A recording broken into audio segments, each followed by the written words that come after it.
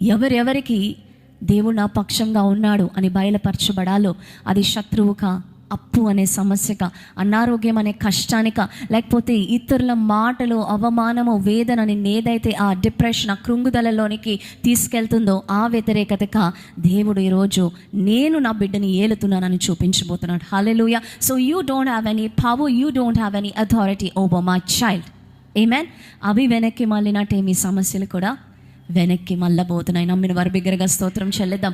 ప్రతి వ్యతిరేకత కదా, మనుషుల వైపు నుంచి కూడా కొంతసార్లు మనకి వ్యతిరేకత ఉంటుంది. కేవలం అప్పులు, అనారోగ్యమే కాదు, కానీ మనుషుల బట్టి కూడా మనకేముంటుందండి వ్యతిరేకత. వాళ్ళ యొక్క వ్యతిరేక మాటలు, మనం నమ్మిన వారే మనకి వెన్నుపోటు పోవడం, మనం నమ్మిన వారు ఇక్కడికి తీసుకెళ్ళి అక్కడికి చేర్చటము, మనకి నమ్మకస్తులుగా ఉండకుండా అపనమ్మకస్తులుగా, మనం ఎంతో ప్రేమించిన వారే ఇట్లాగా ఉంటారు. అది కుటుంబంలో కావచ్చు, మీరు చేస్తున్న ఉద్యోగాల్లో, ఎక్కడైనప్పటికీ ఆ వ్యతిరేకతలన్నీ కూడా ఆగిపోబోతున్నాయి. హల్లెలూయా. ఆ వ్యతిరేకతలన్నీ కూడా ఎందుకో తెలుసా?